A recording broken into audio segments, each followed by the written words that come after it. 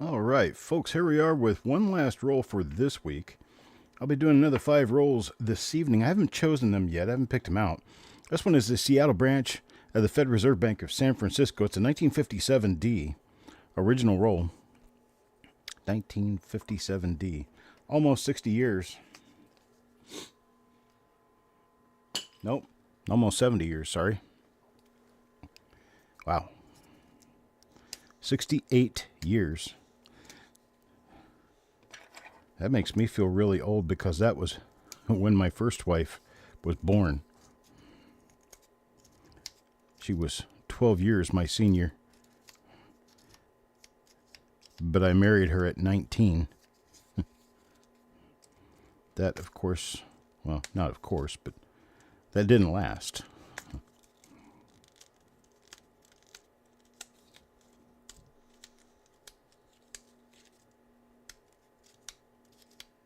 There we go. Hello, Eric.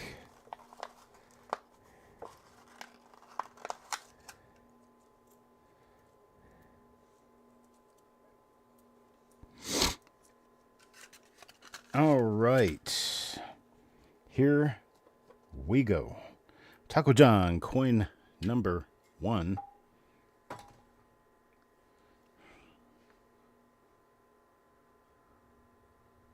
Rather new looking coin here.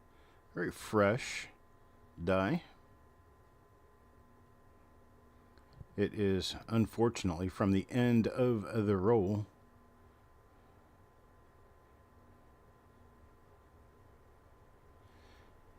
Got no die variety going on the obverse. Let's check the reverse. First 10 coins, once again, 1957D, not known for double die reverses, so we are going to just pull through the microscope on the first number of coins. Hey, Brian, how you doing, buddy? Let's see here. Coin number 2, going to Carl. Let's see what Carl gets. Carl gets. Hey, looky there. We got a pretty little RPM going on right there. That is nice.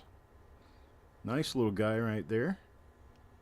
Beautiful coin as well. So, great start.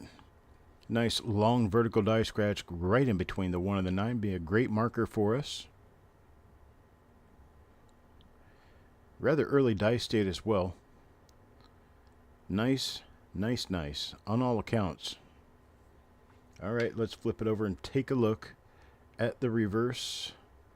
See if there might be anything here to draw some attention. Not getting it. But Carl does get an RPM. Nice one. Coin number 2 in the roll. Here's coin number 3. This one for Shinbone. And Shinbone gets the same die. Exact same die as coin number 2.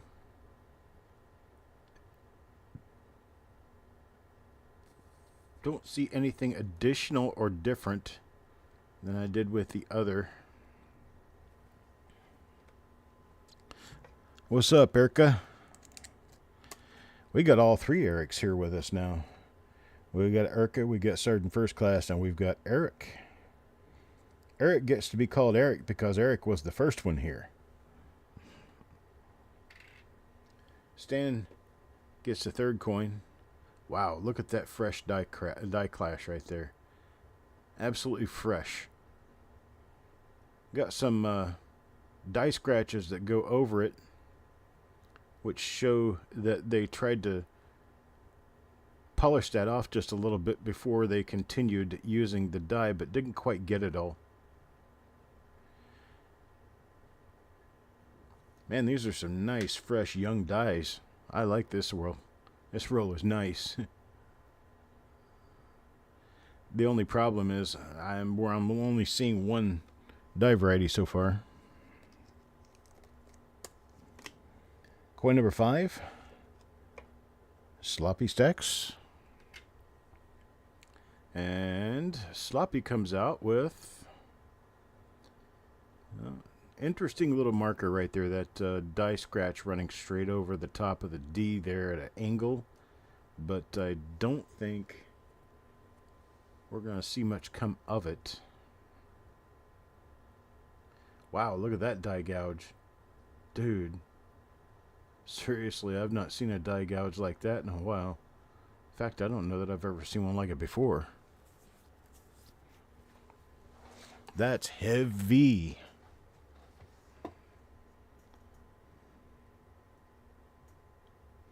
Let's go on over and check Liberty for doubling. One of the biggest places you want to check on 1957D for doubling, there's plenty of them, is in the ERTY of Liberty. Seems to be a prolific thing just for that issue. And then you don't ever see it again, pretty much. Which is just wild. It's kind of weird. But it is what it is. I don't think that was the lathe mark, Eric, because the primary reason for that is because it stopped so abruptly. There is some chance it could be. That is another example of our little rather minor double split serif RPM with the die scratch running right in between the 1 and the 9 of the date. We do have other markers, of course, but that one is very sufficient to be able to identify this particular die pair. So let's move on to coin number 7, IT. I have a feeling we're probably going to see a few of those. And IT is going to get, Bethelheim's going to get our first later die state example of a 1957D Lincoln Cent in this roll. You can see how the B has a chip in it, and there's a lot of softness and fuzziness going on with the die scratches that are there. This is at least MDS, if not LDS. Looks more like an MDS.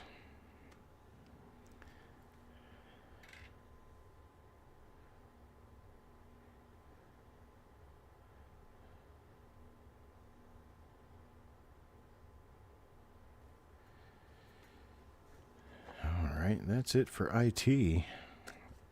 Let's see what we get for number 8 here, Joe McBride. Joe gets same thing as Bethlehem.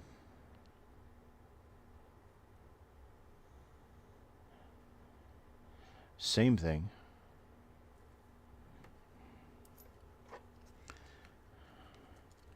These are some nice coins. There's some nice, shiny, higher grade examples of 57Ds in this. This reminds me of the first die that we hit. A really nice early stage clash right there. I don't see the clash anywhere else, though. Just in that one spot. I don't even see the C clash above the Y. All I see is the E of 1.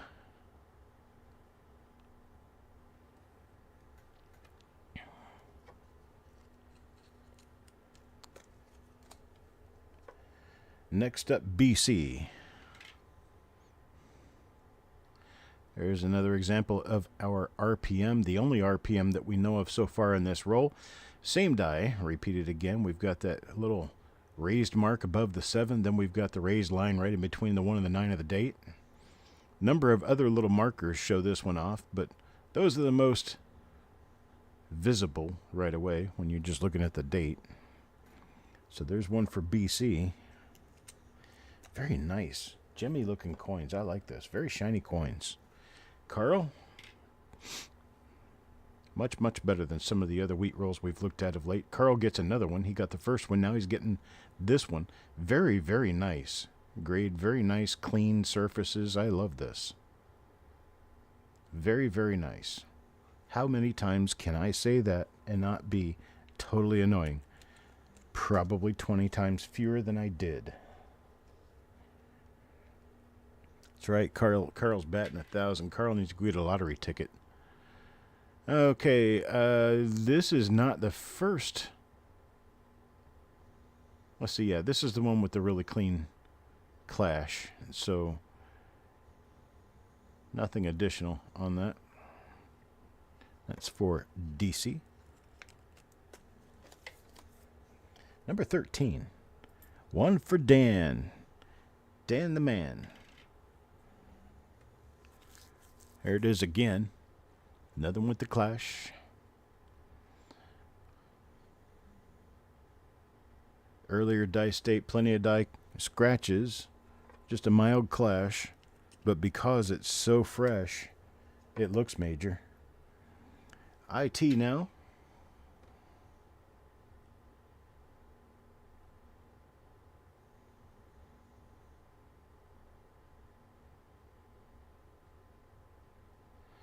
Nope, not seeing nothing there.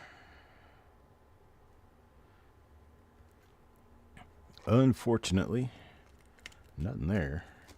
Coin number 15. The Coin Vault. Gets our first Martin marked up coin. Somebody's damn fingers got onto that one.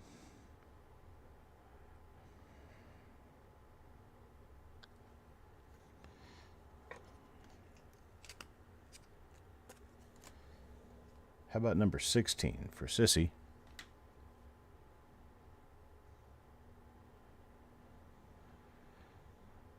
This is not the RPM, and I don't remember seeing any of this before, so this could be a new die.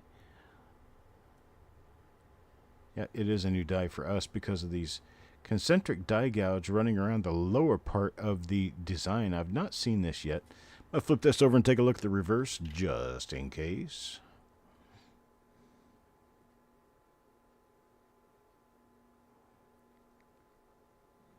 Nope, I've got nothing there. Well, we tried, right? We gave it our Boy Scout effort. Carl, does he do it? A trifecta?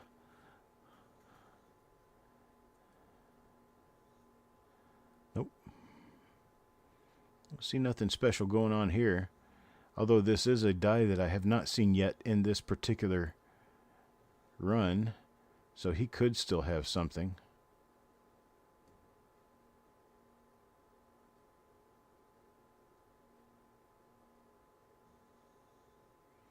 Nope. Nothing but a nice clean die. It looks like an understruck coin. Something not right there. No, just beat up. I don't know. That doesn't feel right. Doesn't look right. Hang on just a second. I'm going to weigh this one. Going to test its mass. Nope, 3.12 grams. It's actually a little bit overweight. But no, it is not a valuable one. So we did everything we could for Carl there and got nothing. Nothing at all. Chubby Pop Chaser. Hell, why not? We'll just weigh these, okay, as we go through. Not that it really makes a lot of difference, but this is 3.028. We'll get a good feeling for what the tolerance is with 1957 Lincoln cents. Not that we really need that for educational sake or anything else, but it's kind of interesting to know. All right, no doubling on this one.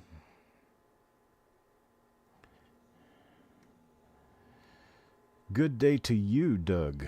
Good day, good day. Number 19 now for DC.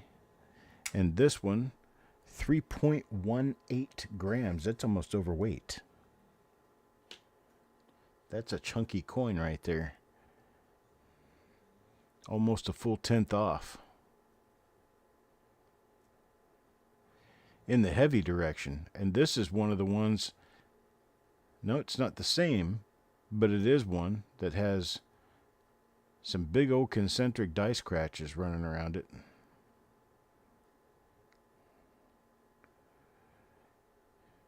Nice, very early die state, though. I like this. This is interesting. Let's see. See if we might just happen to find a double die here. Even a minor one would add hugely to the numismatic world of Lincoln Cent die variety hunting. Having a double die reverse on a 1957D, that would be a thing.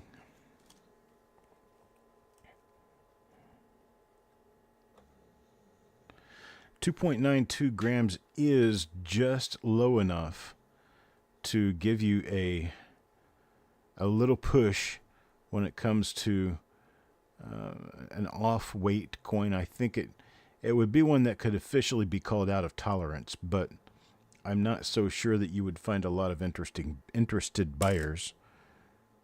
That's a 3.24 coin there. This one is overweight. 3.24 grams, almost 3.25 grams.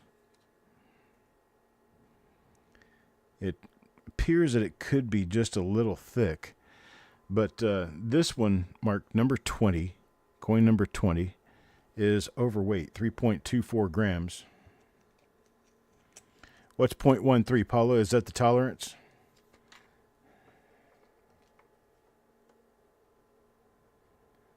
Or is the 0.13 the amount we're off on that one? There's 3.07.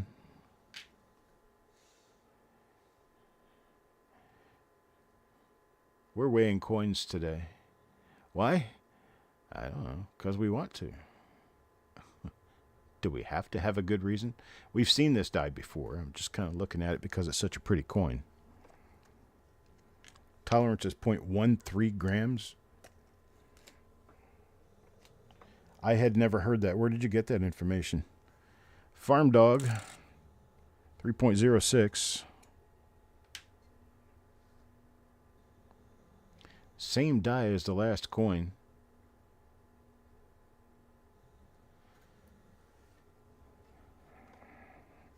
Another pretty one. I like it. Number 23, Dan McCumber.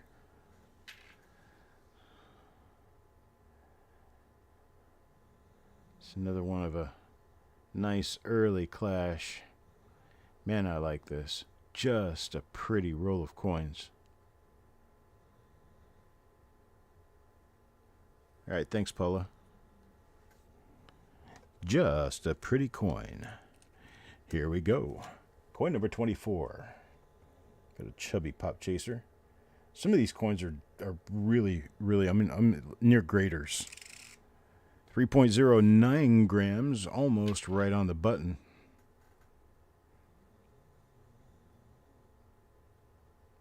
There's one of those.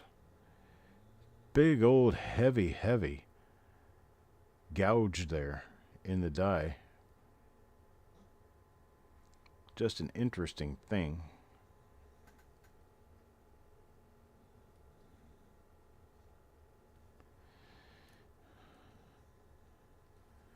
Nothing else of particular merit there. Give you a minute. All right. Coin number 25. Sloppy stacks. 3.13. Barely off. Well, another one of those. We're running into the same die pairs over and over again, so we are faux show looking at an original roll.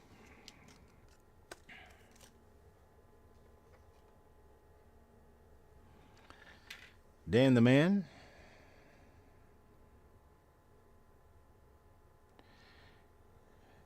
Something we haven't seen lately. We're on coin 26 and we haven't seen one of the RPMs since coin number 11. Unevenly dispersed wealth in this roll. What's that, shiny coin guy? I see I've not seen that yet today. Big giant chip in the 9 of the date.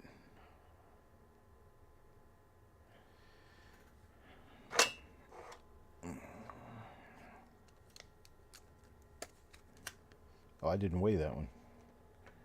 28 DC. 3.00.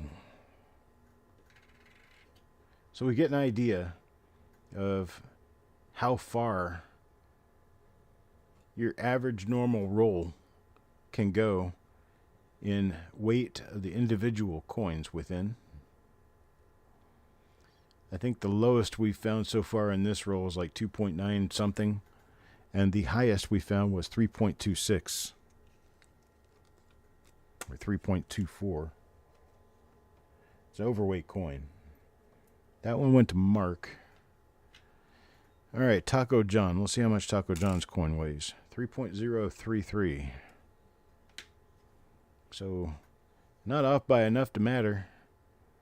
I don't think you're going to find very many coins that are direct and straight on 3.10 grams. They're always off by just a little bit. They're not gold. Who cared?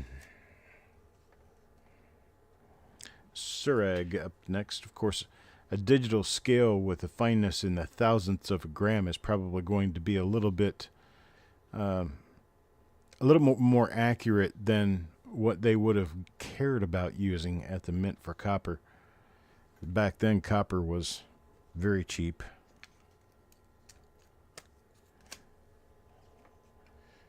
$31. Joe McBride gets a 3.11 gram coin.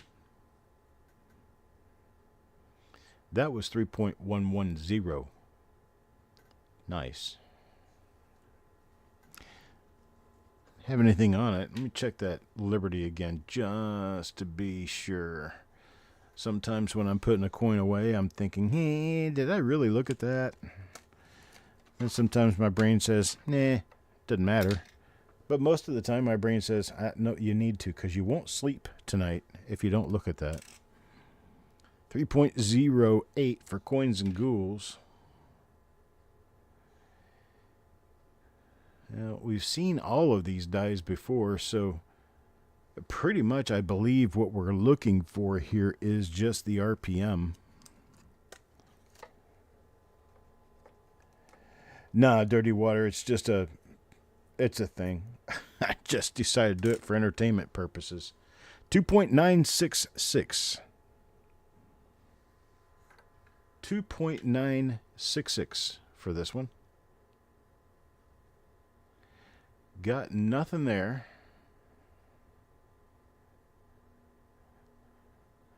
But it is pate. Very nice looking coin. Thank you, Paula. Sureg. 3.06 grams. I do find that more of them are off to the low side than to the high side when it comes to the older Lincoln cents.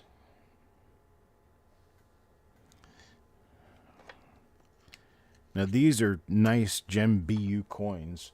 You can count that there's probably going to be, a tenth of a gram missing on coins that are worn. These are not worn though. Here's another one of them. Nice little RPM there, double split serif top and bottom. Got our die scratch running parallel to the 1, between the 1 and the 9. There are other things that give us a little bit of pause that we can see going on.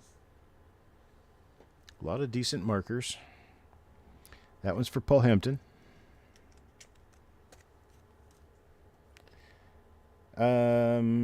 Dirty Water. There's no such thing as a 1965 proof nickel, and there is no such thing as a 1965 nickel with a mint mark. Maybe you mean a different date.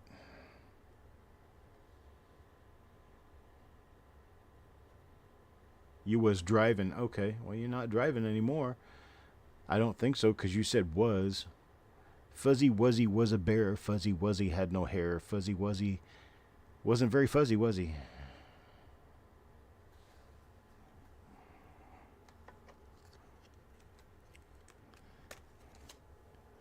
Let's do number 37. Let's weigh that one up for Sureg and see. 3.066.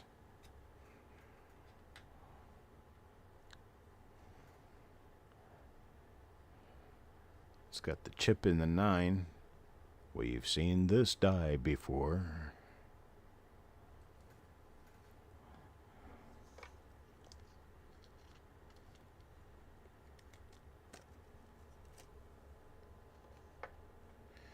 Mark Thomas.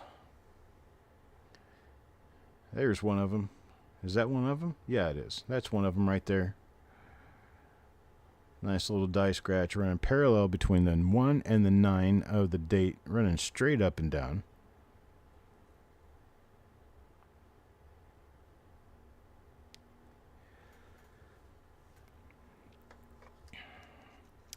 It's another one of our Rip'ems. Stanley gets the next coin. Let's see what we get for Stanley. This is not one of the Rip'ems. Been into this die before and took a good look around. Didn't see anything, unfortunately. But this one weighs 3.028. 3.028. Mark again.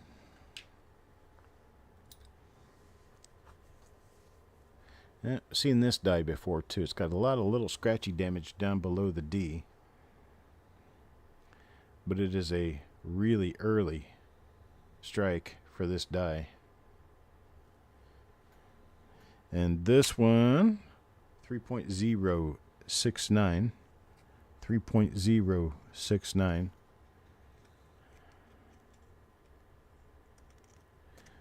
But look above Dirty Water, you said 1965.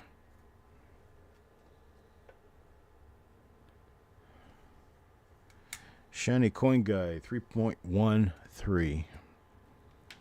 3.13. And for 1965, it would be true. No mint marks and no proofs. Now, what was the inverted mint mark? I don't know. Take a picture of it and send it to me. Let me see it. I'll be able to tell you.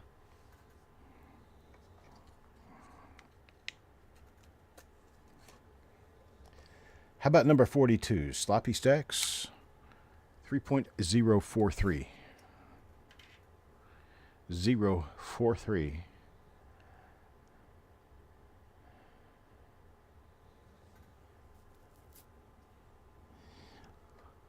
Not gonna do it. Coin number 43. Paul Hampton. 3.093. It's not so often that you run across a coin that's off weight, but they're not really hard to hear when you're listening if you're clanking the coins together at all.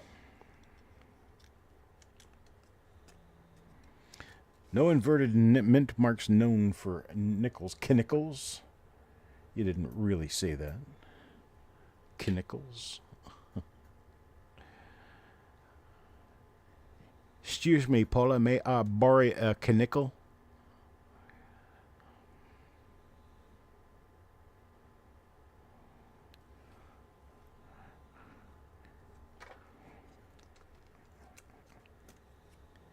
Kinnickles? Because they're what?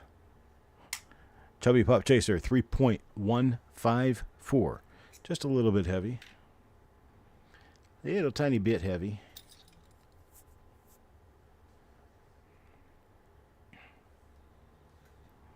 Nothing on it, though.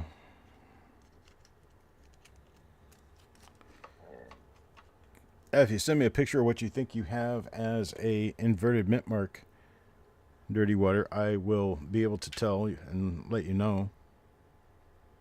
There's another one of them right there. Nice little Rip'em goes to Taco John.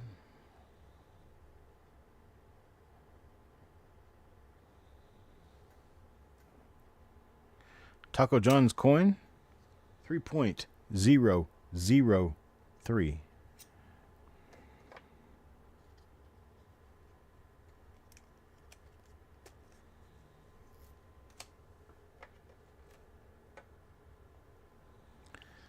Sissy, coin number 47. not one of the RPMs. I do see a very, very minor appearing double die lid there. I'm not going to be able to list that. That's too minor. And some of you might be wondering why I'm skipping over the double die lid. It's very, very minor. Very difficult to see. But this one, 3.010. 3.010. Coin number 48, Paul Hampton. That's going to be 2.954. I don't generally bother with anything about the weight. I think we're going to keep that one out. We'll take a better look at that one to see if it's the damaged lower punch or if it is actually a RPM. This will be the first one of this die in the roll so far. And we got 2 coins left in the roll. Here's number 49. Coins and ghouls. Yeah, I generally don't mess with them. Having anything to do with weight issues unless they're 3.2 or higher or 2.8 or lower.